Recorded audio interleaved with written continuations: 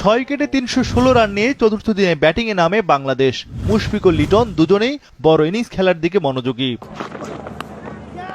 লিটন দাস টিকতে পারলেন না, 56 রানে বিদায় নিলেন উইকেটকিপার ব্যাটার। ষষ্ঠ উইকেটে মুশি লিটনের 114 রানের জুটি ভাঙে। সেট ব্যাটার মুশফিক যথেষ্ট ধৈর্য নিয়ে খেলছিলেন। আরেকটি বড় ইনিংসের অপেক্ষায় এই ডানহাতি। মেহেদী মিরাজও বেশ সাবধানী ব্যাটিং শুরু করেন। লাঞ্চের আগেই 11তম টেস্ট সেঞ্চুরি তুলে নিলেন মুশফিক। 7 বছর পর সাদা পোশাকে বিদেশের মাটিতে প্রথম সেঞ্চুরি তার। এতে মুশফিক গড়লেন মাইল ফলক। টেস্টে প্রথম বাংলাদেশী হিসেবে 5টি অ্যাওয়ে সেঞ্চুরি। উপমহাদেশের 3 ক্রিকেট পরাশক্তি ভারত, পাকিস্তান ও শ্রীলঙ্কার মাঠে সেঞ্চুরি করে একমাত্র বাংলাদেশী মুশফিক। 6 উইকেটে 389 রানে লাঞ্চ বিরতিতে যায় বাংলাদেশ। প্রথম সেশনে 25 ওভারে 73 রান যোগ করেছে বাংলাদেশ। মুশফিক 101 ও মিরাজ 17 রানে অপরাজিত। লাঞ্চ বিরতির পরও মুশফিক ও মিরাজের দৃঢ় ব্যাটিং অব্যাহত।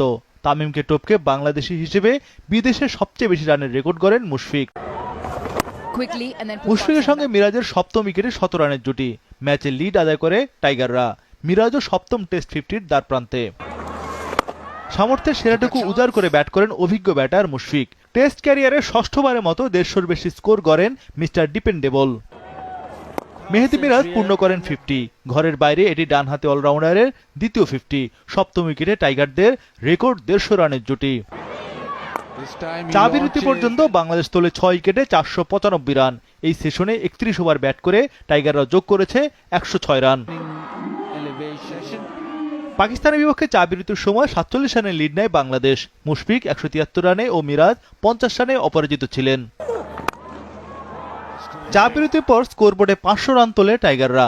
টেস্ট ইতিহাসে ঘরের বাইরে তৃতীয় কোনো দেশে এই স্কোরের মাইলফলক বাংলাদেশের। চতুর্থ ডাবল সেঞ্চুরির দ্বারপ্রান্তে গিয়ে আউট মুশফিক। 341 বলে 191 রানের নান্দনিক ইনিংস খেলেন এই অভিজ্ঞ তারকা। 198 রানের জুটি ভাঙে সপ্তম উইকেটে। দ্রুত রান তুলতে মারমুখী ব্যাটিং করেন মিরাজ। পাকিস্তানের বিপক্ষে টাইগারদের লিড 100 রান পার। সঙ্গী শরীফুলও আগ্রাসী ব্যাটিং করেন। মেহেদী মিরাজ 77 রানে আউট হন। ঘরের বাইরে এটাই মিরাজের ক্যারিয়ার সেরা ইনিংস। নবম উইকেট পতনের পর রান তোলেন শরীফুল।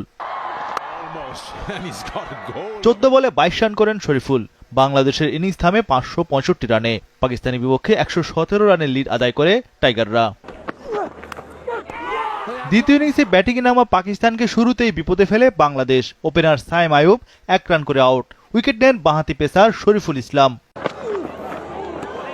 বাকি সময় আর উইকেট আদায় করতে পারেনি বাংলাদেশ। চতুর্থ দিন শেষে 1 উইকেটে 23 রান সংগ্রহ পাকিস্তানের। এখনও 94 রানের লিড রয়েছে টাইগারদের।